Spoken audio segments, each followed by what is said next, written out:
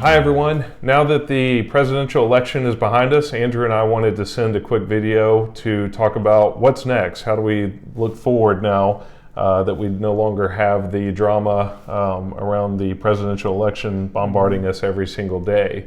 Regardless of your take on the outcome and the emotions that came with that, it's time to think about our portfolios and what the future may bring. Historically, the fourth quarter of an election year has come with a 3% average return, which we actually just got that in the last couple days since the election. So it'll be interesting to see what happens through the rest of the year. But as you know, we preach to view investing in your portfolio in years, not weeks. So who's to say how the market will end this year, but we do know that we're on the other side of the election. And there was a lot of uncertainty, throughout most of the year, given the election. And there were those that wanted to wait to invest until they knew what the results were, to sit in cash. And, the fear of putting cash to work and then seeing a market pullback. This year is another example that can really hurt you to try to time the market or to wait until things are known and certain, because the reality is that there's always something that we don't know. So, we go back to being wrong. Trying to time the market can really have a lasting effect on your investments. So with that, let's dive into some charts we want to look at today and hopefully provide you with some helpful information. While elections can affect our daily lives, their impact on portfolios is often less significant than many would believe, or certainly that the financial media would have you believe. Whether your candidate won or not, it's essential to avoid making rushed financial decisions based on political outcomes. Because as you look back at history, the economy and stock market have grown under both Republican and Democratic leadership over the past 100 years. Some experts may predict a major market move in either direction, but the reality is it's usually more moderate. The best approach for long-term investors is to stay invested and maintain a diverse mix of investments. Stock prices are currently high compared to historical averages, but that doesn't necessarily mean we are due for a huge pullback or rocky 4 years.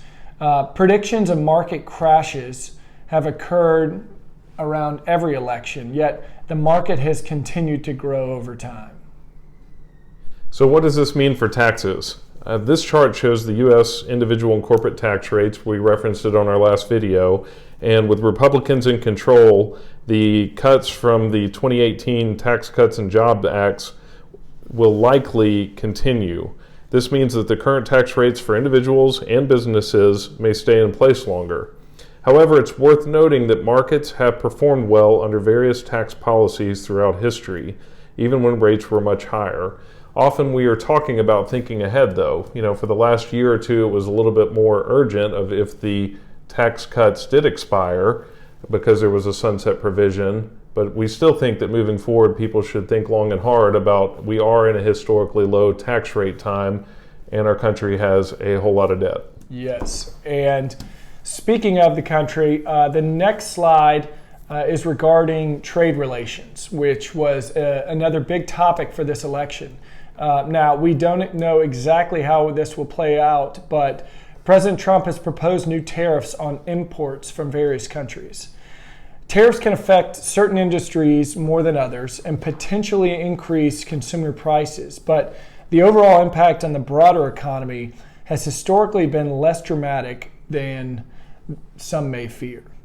Now the election's over, market attention will return to other important factors like interest rates, corporate profits, and consumer spending. These are the factors, along with long-term trends like technology advancement, the AI revolution that we've seen, that typically have a bigger impact on stock and bond market returns than the political election results. With the election now over, we need to shift our focus back to economic considerations such as the Federal Reserve's next rate decision, corporate earnings, and consumer spending. The fact that a significant source of uncertainty has been lifted could be enough to improve sentiment as it has in past election seasons. Ultimately, though, the business cycle is what has driven the long run in returns, and not 2 or 4 year election cycles. These long-term business cycles are the result of broader factors such as industrialization, globalization, the IT revolution, trends in artificial intelligence, and more. For investors with financial plans spanning years and decades, focusing on these longer run trends is far more important than reacting to the daily headlines.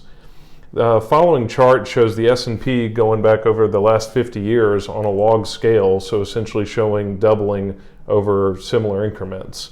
And as you'll see, there are times where the market gets a little bit more overvalued, times where it has maybe corrected too much, but in general, the markets continue to grow, and that's what we're focused on when we're doing our planning. But the bottom line, regardless of political views, investors should stay invested and diversified as the election season has now ended. Clarity around taxes, tariffs, and other policies will help, but maintaining perspective around long-term trends is still the best way to achieve your goals, as there's always going to be something else in the short run that will come up. Thank you for watching as always. We hope this was helpful. As always, let us know if you have any questions, and we look forward to continuing to put these videos in front of you.